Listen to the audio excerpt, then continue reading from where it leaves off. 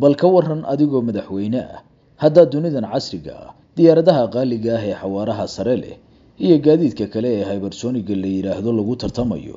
aad adigu doorato inaad tareen gaabiyo ku safarto waa doorasho aan maangal ahayn balse sababaheeda wadata waana tan madaxweynaha Kuuriyada Waqooyi Kim Jong Un oo muddo 20 saacadood ka badan dhawaan China ugu safray tareenkiisa sida diinka u socda ee xabadda celiya Kim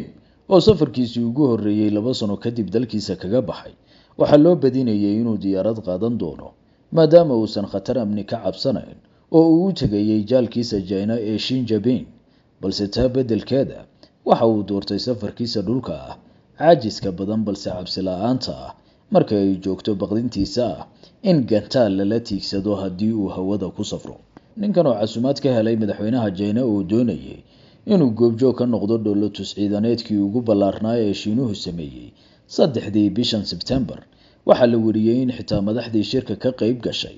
ay dibsadeen daahitaankiisa xadbeelka ah muxuuba soo dhaqsadaa nin tareen sida diinka u soconaya ku safraya Kim se isaga safar raaxo leh ayuu u ahaa maadaama sida la wariyay tareenkani leeyahay qol khaas ah oo Kim wax walba ugu dhan yihiin waa xafiis dhammaystiran oo uu ka maamuli karo dalkiisa maadaama uu maalmo wadada saaranayo kaas oo uu yaal diski laptop television communication satellite ah oo fududeynaya xiriiradiisa maabka China iyo kan mandiqada Kuuriya oo dhan adeegyo caafimaad oo loo qorsheeyay xaaladaha degdega ah goobo raaxo iyo kuwa hurdo ayuu leeyahay xafiiskan gaarka ah tan ugu yaabka badan qisada tareenka Kim Jong Un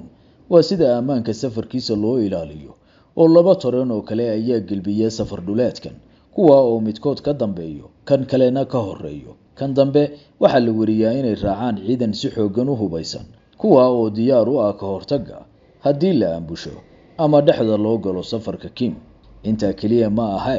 diyaarad helicopter ayaa korka ka waardiyaysa safarka tan midda ka sii xag jirta waa in tareenku yahay mid guud ahaan xabadda celiya halka xitaa candhadiisu u adkaysan karto qaraxyada taa oo ay dheer tahay in meelo badan oo dushiisa ah ay ku rakiban yihiin madaafiic rido dheer kuwa oo sahlaya in tareenku isdifaaco haddii uu weerar diyaaradeed la kulmo inta kaliya ma aha